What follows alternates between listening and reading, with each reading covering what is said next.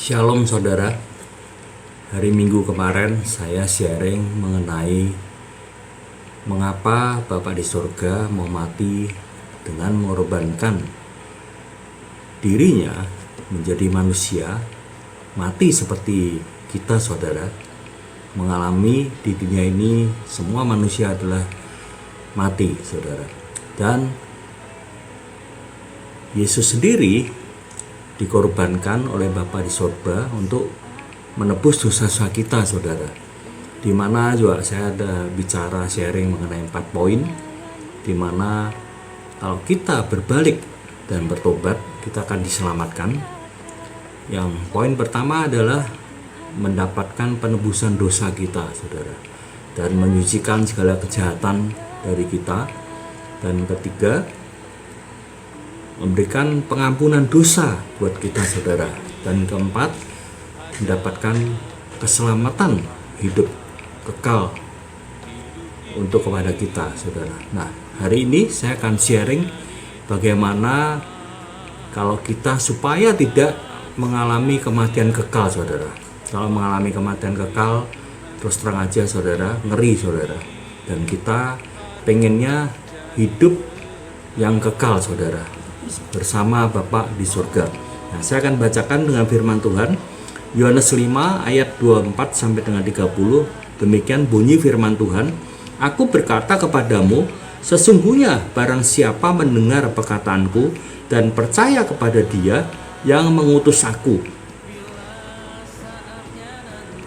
ia mempunyai hidup yang kekal dan tidak turut dihukum, sebab ia sudah pindah dari dalam maut ke dalam hidup.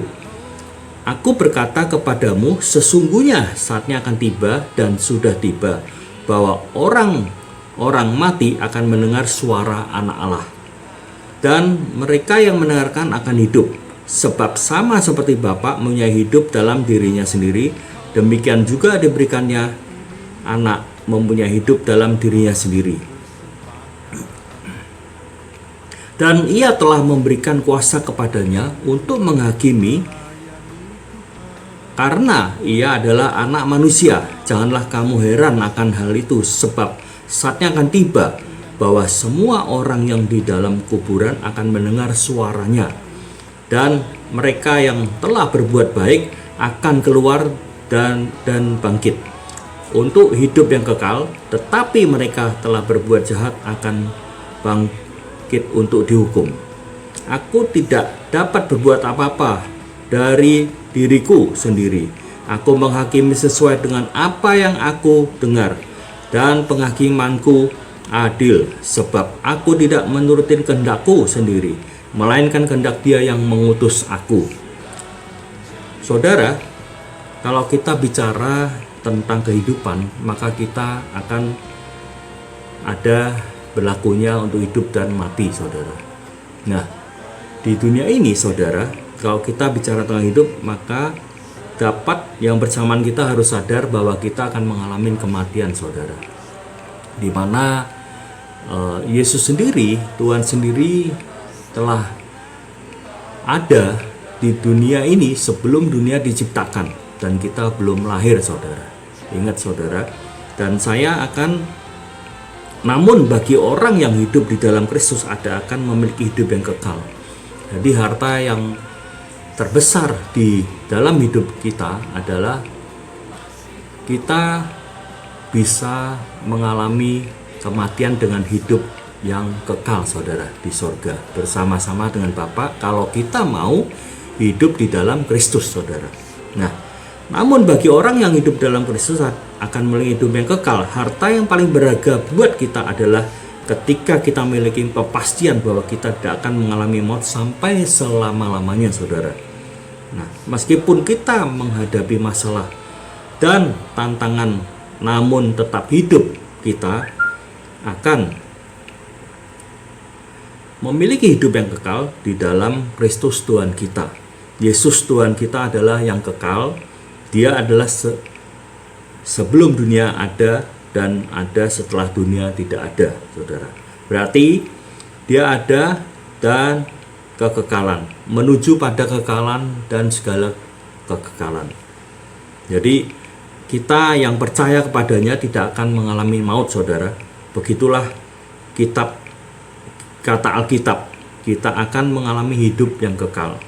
Jadi di Yohanes 3 ayat 16, saudara, karena begitu besar kasih Allah akan dunia ini, sehingga ia telah mengaruniakan anaknya yang tunggal, supaya setiap orang yang percaya kepadanya tidak binasa, melainkan beroleh hidup yang kekal.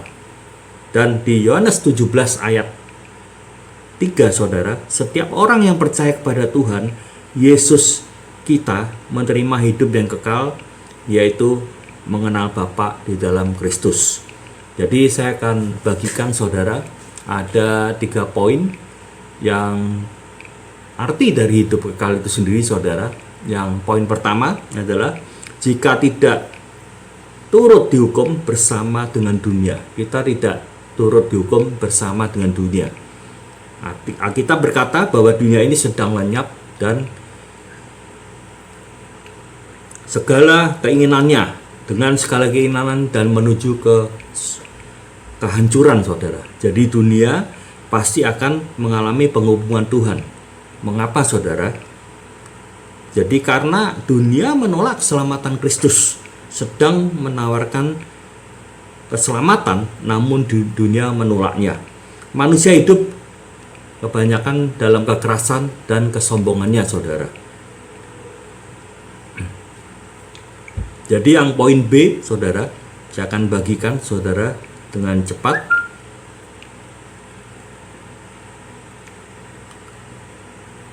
Poin B,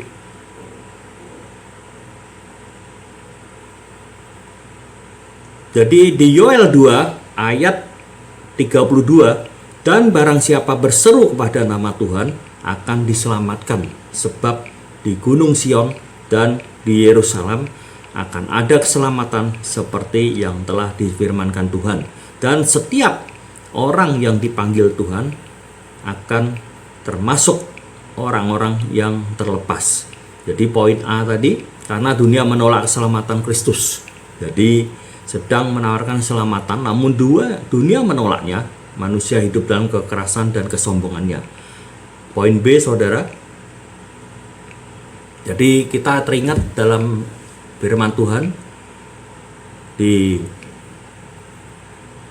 Yeremia 48 ayat 1 sampai dengan 47. Mungkin saudara bisa baca sendiri nanti mengenai Moab yang dia keras kesombongannya dan dia melawan kehendak Tuhan, dan akhirnya memang Tuhan memberikan penghukuman kepada Moab, dan di mana ayat 42, Moab akan musnah sebagai bangsa sebab ia membesarkan diri terhadap Tuhan. Jadi di ayat 47 juga berkata, tetapi aku akan memulihkan keadaan Moab di kemudian hari. Demikianlah firman Tuhan. Sampai disinilah firman pengumuman atas Moab. Jadi saudara, saya percaya, saudara, jadi kita jangan melakukan kekerasan atau kesombongan kita.